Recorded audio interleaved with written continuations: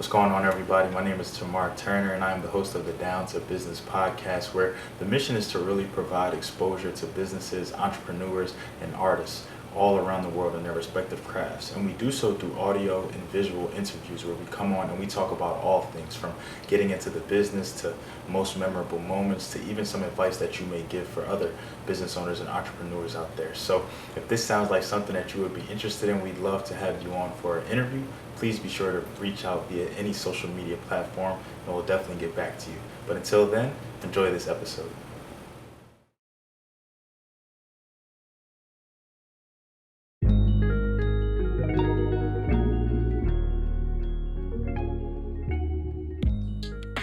So I would like to welcome everybody back to yet again another episode of the Down to Business podcast here with Tamar Turner, and really excited to be sitting down with this guest today just because it's a little bit of a not I wouldn't even really say unorthodox, but normally I kind of come on here and most of the people who I brought on in the past, I've either been introduced to them through someone else, may have known them personally, or may have just even come across them via social media. But this woman actually who I have sitting across from, well, not sitting across from me, but who I have on the interview today with me, I was actually able to meet her through an event that I was invited to through the Down to Business podcast when I was kind of in the early stages. So back when I was allotted the opportunity to go to Chicago for All-Star Weekend for the NBA through a partnership with BET and Martell, I was actually I was kind of invited to like a podcast launch slash like BET like sound booth event. So what the event consisted of was really just, you had like different business owners, you had different entrepreneurs, you had different artists of different musical genres. You had even business owners and other podcasters who basically were all kind of just in the space that BET rented. And so you had some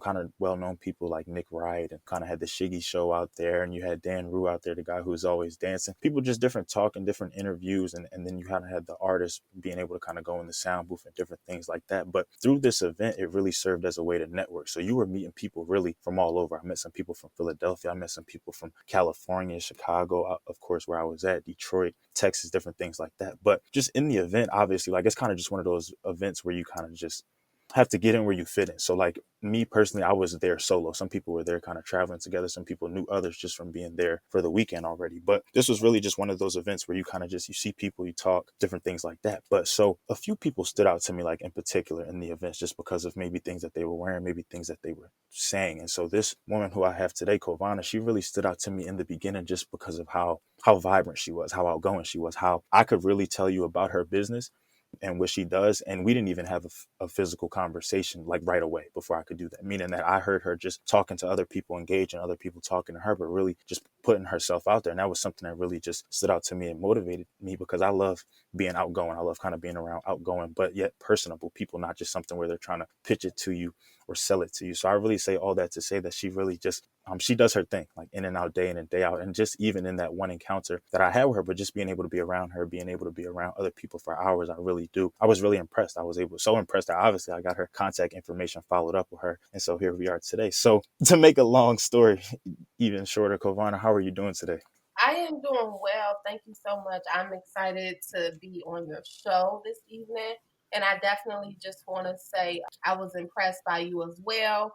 And that the BET All Star Weekend was actually the last event in Chicago before COVID. So I'm happy that I had that experience and the opportunity to meet you. And I'm super excited to, have this interview with you.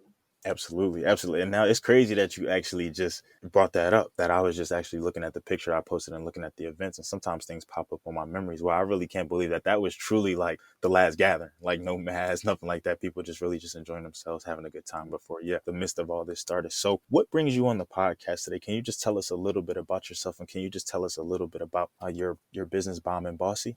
Yeah, so first and foremost, I'm here just to have the platform to talk about Bomb and Bossy marketing, because one of my goals is with my brand and my business is to be able to reach as many entrepreneurs and business owners as possible to help them create a bomb brand. And essentially, that is what Bomb and Bossy Marketing is. Bomb and Bossy Marketing is a social media marketing agency that assists business owners, entrepreneurs, and brands with their social media marketing. We literally explode brands. I was joking. Well, I was hearing a song one day with my partner, and I'm like, oh my gosh, I am a brand arsonist. Like, I like to set brands up to explode in a good way. So, my services are consulting, social media management, graphic design, website design, literally all elements to create a bomb online brand. That's what I do. I started my business in 2017,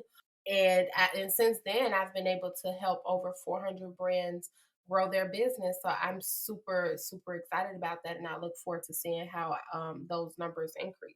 I really love every bit of that. I even might have to adopt that term, put it in my pocket, a brand arsonist. I love that. I love the kind of the concept behind it, and what you really, and how you kind of really just started that and kind of Yeah. made it a creative thing. I love that. So now you touched on a few things, so I'm kind of going to tackle things bit by bit as we go on here. So the first thing that you said was basically you started back in 2017, so nearly 3 years ago, basically. So in 2017, what was going through Covana's head? What was she thinking? What was she doing? What was she involved in that made her say, "Hey, I really want to do this. I really want to take brands to the next level"? Is Bomb and Bossy, is this true to 2017? Like, I know, and when I say that, I mean, like, some people kind of come on here, they tell me that at one point they were this, rebranded, reconstructed a little bit, might have changed, might have went under some, or started offering maybe this service and started to add things. So what did that look like for Bomb and Bossy starting off in 2017? I really like that you asked me that question because in 2017 was really the moment for me where I was able to discover what my purpose is. Like, I graduated in 2016. So, I was working at a fashion design company. I was really like feeling myself, thinking I'm as this career girl fresh out of college, working at a fashion design company, cool. Then I had the opportunity to go to New York Fashion Week with someone that I actually was in high school with. So that was I've always dreamt of going to New York Fashion Week, and literally anybody that went to school for fashion, that should be a dream of yours to want to go to New York Fashion Week. So I did have the opportunity. We just kind of went out there with really not too much plans in terms of like where we're going to go. We just wanted to go out there and wing it. Well, we were there for about 3 days, and then the second day that we were there, we hadn't been to any fashion shows or anything. We pretty much was sightseeing. We went to an event. But then that last day, we were in Manhattan, and I told my friend, I'm like, hey, we here for one more day. We need to go to some fashion shows or something. So that night, once we got back to our Airbnb, I literally prayed to God, and I'm like, yo, like, God, you not about to have me out here and I didn't go to no fashion shows yet. That's what I came here for. I'm like, so please, literally, this is what I'm saying in my prayer. I'm like, can you just make a way for me to attend a fashion show? And so the next day, me and my friend end up getting dressed. We went to Skylight Studios where the fashion shows are at. And I'm a finesser. So I'm gonna fake it till I make it, and I'm gonna blend in like I fit in. That's just how I do me. So once we got there, like paparazzi was outside. We were like, they were taking pictures of us. Bloggers was outside. So I asked one of the bloggers, I'm like, hey, how do we get in? So they was like, just go in, ask for standing room. And that's what we did. We had to stand in the line and wait for everyone else who had a RSVP for them to go in. And so we were the last people to try to get in. So it was the girls at the registration booth.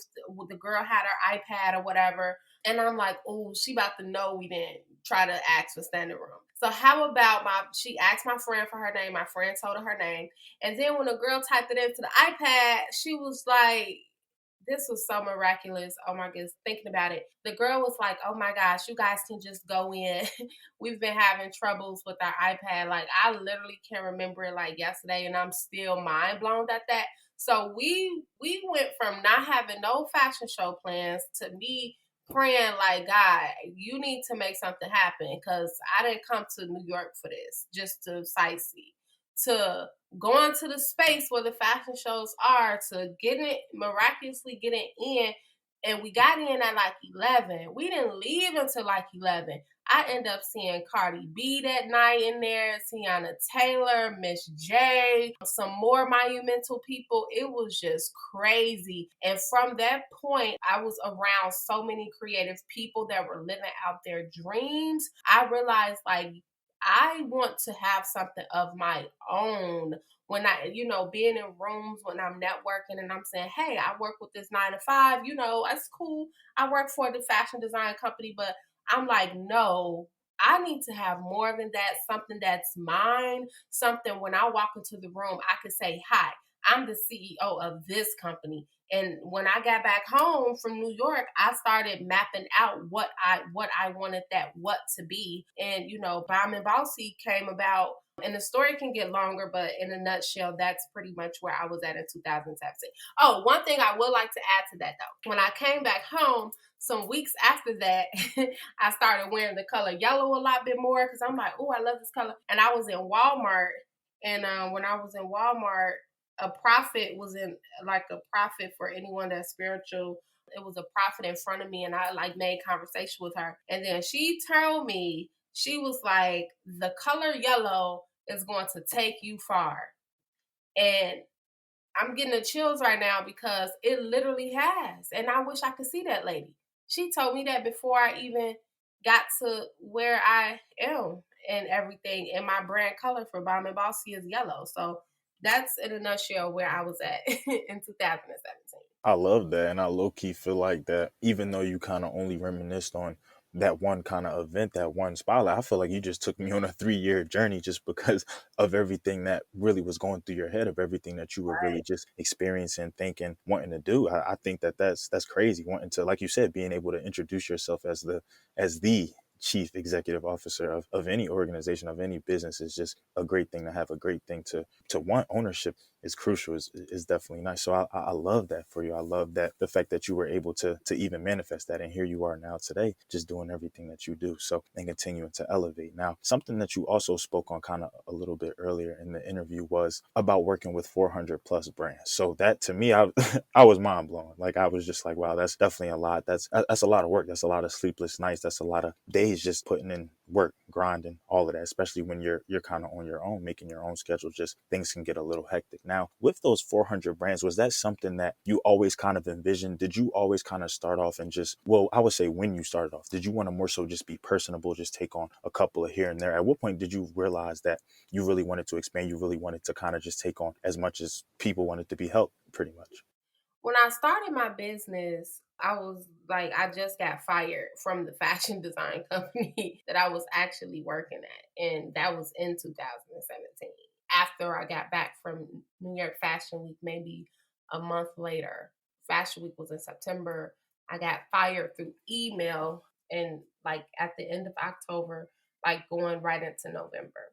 So that's what that process was like. And so since I was fired, I've always been a hustler. Like when I was in grammar school, I used to braid hair and would charge $20 just so I can have lunch money, and so that I can have money to buy Jordans when they came out every weekend. So I was always a hustler. So when the job let me go, and first of all, I wasn't a bad worker. It was, I asked for a raise, and obviously they didn't see that fit for me, so they decided to let me go.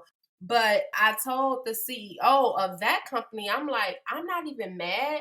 I'm just mad you let me come to work and waste my time just to send me this email when I got home and you didn't tell me. But what I am happy about, I'm happy that you gave me this experience after college and this opportunity to get closer to my purpose, to realize that I really enjoy helping people build their businesses like I did yours. And I'm like, from here, doors are going to open up for me. I don't know. At that time, I didn't know what I was talking about. I was just like, something is about to happen, and I thank you for letting me go. Thank you. And once I was let go, I was on unemployment for like 6 months. So I'm like, okay, this 6 months I'm going to be on unemployment, but I'm also going to build my business and use the money to build my brand. And so I built my own website, created my own logo. And I started networking, put myself out there, let people know, like, hey, I'm a social media marketer. If anyone needs marketing help, then send them my way. my first client was a barbecue sauce brand. And then my second client, I was working for Cardi B's producers. And then so on and so forth. So the more that I'm growing, more people come my way. The way that I've been able to assist so many brands is just through direct one-on-one services. But now I have online courses and private workshops that I do. And so I want to be able to reach as many people as possible. That's why now I'm transitioning from not transitioning, but I'm still doing my one on one services, but I'm adding on my classes. And, I have a new online course launching on Black Friday. So, yeah, that's kind of how that's going.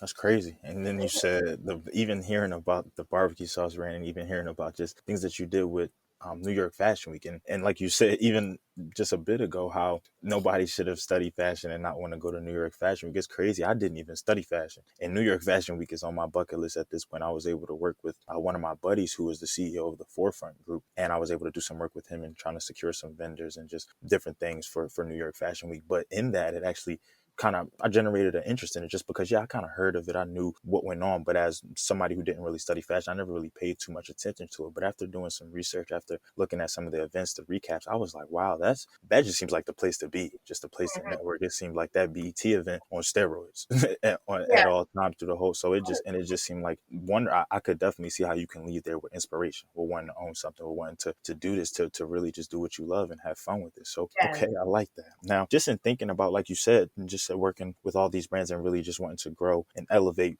what would you say has been your biggest challenge, whether it be something as something that you might be facing even to this day still, or maybe just a particular brand that you work with that maybe kind of opened your eyes to some things, or maybe you had to strategize just a little bit differently. But at what point did you feel like Bomb and Bossy, you were really kind of being challenged? You really kind of had to take a couple steps back, reflect a little bit, and really maybe even approach a situation a little bit differently. So, one of my current challenges has been becoming overwhelmed with work. And so, not in a negative way, but in a way like, okay, cool. I'm growing my brand. It's, for me, it's exploding at a faster pace than what it was last year, especially now with it being COVID and more brands are online and they're realizing that, social media and being online is very important. This year my business has really grown, and there has been a point where I feel like, yo, I am overwhelmed. I am overwhelmed. And with that being said, I have to take a step back to realize what is my capacity to offer. And therefore, I have to say no to some opportunities and no to some people if I just do not have the capacity. I think because my business is growing, I wanted to take on as many people as possible. But to properly work with my clients, a lot of my clients, they want one on ones. They just don't want a consultation and then we're done. They want to text me, they want to DM me, they want to like have this personable relationship, which is fine. But I'm realizing I have to do more hand holding like that to help them prepare their businesses. So I have to take a step back to say, hey, I know you want to make some money. I know you want to work with as many people as possible, but in this space, you can't, so that you can really focus on, like 3 clients a month at one time versus trying to do 4 to 5, 6 different projects. But then it also makes me think like, okay, it's really now time to make sure that you have a solid team around you. And we hear a lot with entrepreneurs and, with businesses that they talk about having the right team around you. So my team is becoming solidified, it's becoming solid, and I'm excited about that. But on a personal note, one thing I've been challenging is I have a lot of haters. And I think that's important to talk about too, because looking into these other celebrities and really seeing how people say success changes people is so crazy, because the closest people around me have started to act funny. And I like to talk about these things. So one day when they do hear this podcast, they can hear that I'm pinpointing them out because I know who they are. You see what I'm saying? And that's something that has been becoming a challenge to me in terms of, wow, I thought this person really loved me.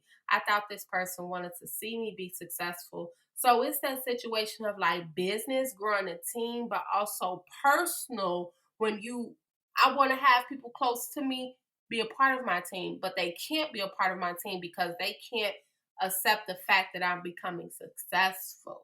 And that's like real.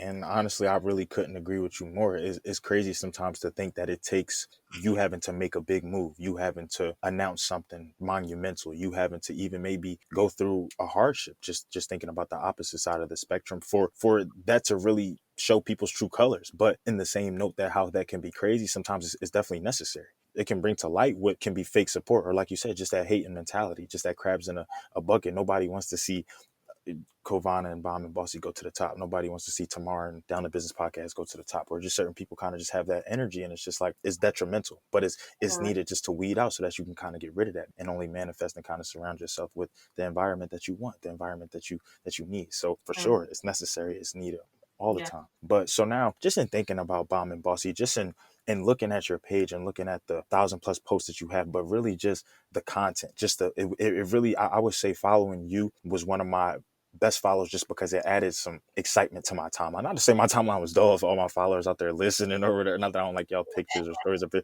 but I would say you really stood out to me just for content reasons, just because of how you promote things, how your pictures are always just glamorous. They're bomb, they're bossy. Like they're just, you have the suitcases, you have the yellow phone, you have the money, you say I'm serving up something sweet for y'all, and you'll have the Yeah. cupcake holding. So where does your like inspiration come from when you're not only like coming up with the hashtags, not only when you're coming up with the captions, but when you're actually kind of like taking these pictures and, hey, look, this is what I'm trying to do here. This is the audience I'm trying to target. This is what I need to do. Like, is there like a specific process? Is everything just a little bit different? Like, how does that work for you? Because it's really just something that, like I said, not only me, but I see how interactive your followers are, how interactive the other businesses are. And it's a testament to the content that you're putting out. So how does that, like, how do you get that going for real, for real? That's that's a good question. And I don't know if you've ever seen that meme where they was like, it's a meme of Whitney Houston when her hair is all over her head, everything is a mess. It is basically like at the top, they're like, people, how do you keep it all together? And then it's like me. So imagine like a Whitney Houston with her hair all over her head. And that's kind of what the inside of my brain looks like. You know, you may see the glamorous on the outside, but in the inside it's looking like, child, what we about to do? But typically when it comes to content is a process where you literally have to figure out what works for people. Content isn't about you. Like my content is not about me, because if you gonna get the content that's about me, you will be somewhere on my Snapchat page or something like that. But when it comes to Instagram and, making sure that my followers are engaged, I really pay attention to the type of content that they will want to see and what content performs well. But then also, like, I research too. Like I research other brands and like trying to see what their content process is, because even when I work with my clients, that's one thing people forget that they got to do, and is research. When I was in college doing research papers and we learned growing up that research is important, research is a never ending process. You have to have inspiration, even when it comes to the fashion industry and fashion design. You have to research and have to have some type of source of inspiration. So before I create any content, I'm always inspired. Inspired in a way where it's like, oh, that's dope. I want to see myself recreating something like that, or inspire in a way like, okay, I see how that piece of content failed, and let me try to flip it so that it can be successful and so that it can get the maximum amount of engagements as possible, right? So even like, for example, I want to post a flyer on my page, but I realize that when I post a flyer, my engagement does not really be up like that. So I'm like, okay, well, maybe for the post, I want to post a dope photo of myself, but I'm gonna have a swipe. So when they swipe, they see the flyer to get more engagement. So when it comes to content creation, it's really all about researching.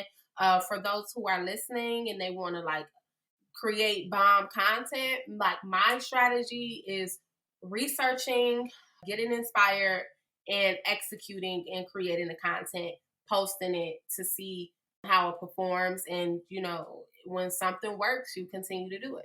All right, now she just gave y'all some gems. I hope y'all was listening. I hope you, if not, rewind it a little bit, get the notepad, take out the notes, get it right. But no, I definitely do love that, and it's good to know that like you put time and effort into it, and it's good to know that like yeah, and that's just something for business owners out there, for entrepreneurs, for artists. You really, in order to kind of elevate, in order to separate yourself from the rest, you really have to take time. You can't just want to. Yes, it's good to promote content. It's good to push things out there, but you want to be pushing quality. It's always going to be quality over quantity, but you can still have quantity and still have great quality. So that's what something too that I feel like people need to adopt, just in remembering that, look, you got to really think about these things from the hashtag. It's all just really a science. It's all just like an algorithm, but it's also, it takes creativity. It takes thought. It just takes wanting to be different, trying something new. And even like Covana said, just looking at other brands, there's nothing wrong with getting inspired by other people, by other brands, by other businesses. By it's really just perspective for me. Like I listen to other podcasts and just hear different things. I listen to other like TED Talks and different things like that, because that's another kind of a goal of mine, a long-term goal of mine, just to give a TED Talk one day. But I just listen to people just to be inspired, just to think about things, just to talk about things. I even listen to interviews just to get different questions, just how to formulate different things, just to think about just perspectives that I may not even have been thinking about had I really just kind of kept to myself. So I love that you do so much, but I love that you're so intricate with it. You're so intentional with it. And it shows with the businesses that you've worked with, and it shows just with the success that you've had thus far. So now, and just thinking about everything that you've done to date, and just everything that you kind of have out there, from your content to coins, from your marketing tips to your strategy guides and everything like that, how is a lot of this stuff formulated? Like, how are a lot of these courses formulated? How are a lot of these things formulated, in a sense of like, are you one who kind of, are you making these things kind of personal based off of your own experience, tailoring it to certain brands? Are you kind of just, is this like general things that people can kind of like through research and just things that you've learned just in talking with others, maybe taking other courses, maybe going to other workshops? Is it a combination of both? How do you really, the content that you have and just the things that you offer for people that they can kind of pay for in your services, how do you formulate all that in the beginning? So, one thing that I'm very transparent on is when it comes to anything that's online, it can be boring really, really, really quickly. Even when it comes to workshops that I attend, I take my own personal experience and say, like, this is so boring. They could have did something to entertain. Like they could have did something that entertained me. When it comes to ebooks, personally, I don't like ebooks. They're too long, and it's kind of like do something fun. And sometimes it's like I just need something that's straight to the point because I just need to know what I need to do to create a bomb brand. You see what I'm saying? So when it comes to creating my online courses and even like with the content for my online trainings, I go with what, again, even with content creation, I create something that people actually want to see and something that people will actually enjoy. But I think about myself, right? So, sometimes I purchase courses from others and I purchase workbooks and stuff and things. And I'm like, oh, that's dope. I like how they did that. I'm gonna try something like that. But if it's something like, oh, this all they did, really? And they charging this much, then my stuff really can, be popping. So it's just the way of the game when you're an entrepreneur. You know what I mean? Even the bigger brands do it all the time. We think about Instagram, the Instagram stories and all of that, that's Snapchat inspired. The reels, that's TikTok inspired. So it's like, it's just the way of the game. Everyone is in competition. So you have to assess your competitors and figure out what's working. And when I talk to my clients, I even like to say when I compare competition, I can compare fast food restaurants. And when Wendy's had their infamous 4 for $4, and they had everybody running to Wendy's, and then McDonald's was like, nope, we're gonna give y'all a 3 for $3. How about that? We're gonna give y'all the same bundle deal that you want, and we're going to lower the price by $1 so that you can come to us. So when it comes to the inspiration process, whether if it's content or with my online courses, I'm heavily focused on competition and the market of what people want. And I give people what they want. My reviews for my online courses, they're like, oh my goodness, this was just so on point, straight to the point. oh my goodness, I love that it was a video and not just words, So I assess and I really come through like chess, and I'm real smooth with what I do, and then I just see what my clients and what the students are saying, and I get a lot of great feedback from it.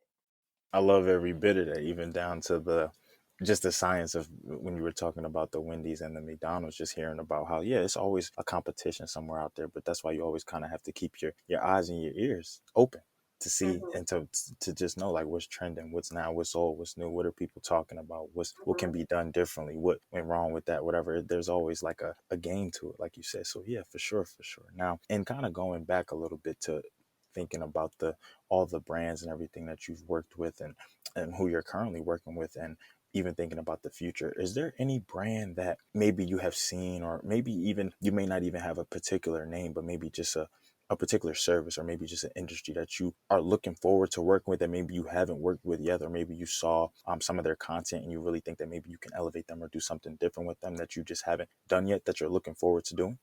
Is there a brand that I want to work with? I wouldn't say there's a specific brand that I've been focused on, because I want to partner with big brands. And obviously, with the big brands, they have the marketing budgets to make sure that their content is elevated. So I would say, like, some of the brands that I definitely want to work with is Fashion Nova, just because it's a global online boutique. So Fashion Nova, I want to work with athletic wear brands such as Nike. Who's some other brands that I want to work with? We could just compile all of the activewear brands, such as Nike, Adidas, lifestyle brands like Topshop, which is a fashion brand, but Fashion Nova, which is like a fashion brand online boutique, the H&Ms, and really like the Akiras. So working with the fashion brands, but also working with the activewear brands as well. So those are kind of the brands that I have my eye on, to potentially collaborate with in the future. Oh, and BT, different networks. So like Netflix, a lot of streaming platforms. Definitely want to have the opportunity to collaborate with them, just because we're in that space of streaming and just everything digital.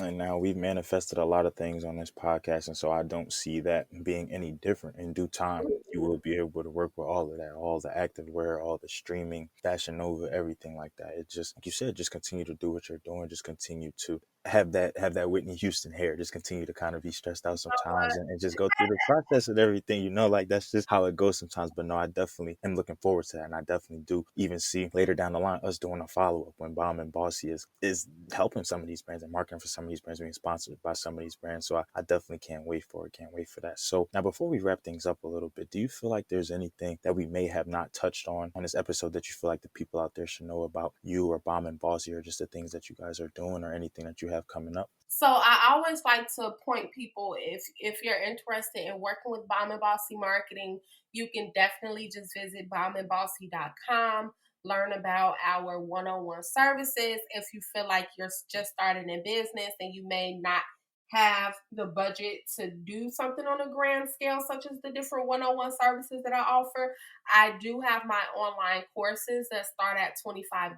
They're very affordable, they're very engaging, and right to the point to get you on that level of building your bomb brand for 2021. And in addition to that, you can follow Bomb and Bossy on Instagram and Facebook at Bomb and Bossy. All right, now y'all heard, and I'm gonna make sure that I throw everything in there. And I told y'all, look, like I said at the beginning of the interview, I was just thoroughly impressed by everything that she was. And this was even just in meeting her and just hearing her speak with everybody. This was before I even found her on social media. So once I found the social media, that just put the icing on the cake for me. It was really just, I was just like, wow, this was a great follow for sure. And I've been keeping up with her ever since, just from the courses that she's been doing to the content that she's constantly curating. So Covana, I can't thank you enough for coming on here today, for giving us your spiel, for giving giving us some motivation, for giving us even some gems, some game out there, and really just giving us some things to look out for, and even giving us your information so that moving forward, we'll know who to work with. We'll know how to get in touch with the Brand Arsonist. So I Yes. definitely also want to thank everybody out there for sure, for always tuning in, for always showing love, for always just showing support, man. Definitely just continue to stay tuned with us, continue to stay tapped in with us. And this has been another episode of the Down to Business podcast here with Tamar Turner.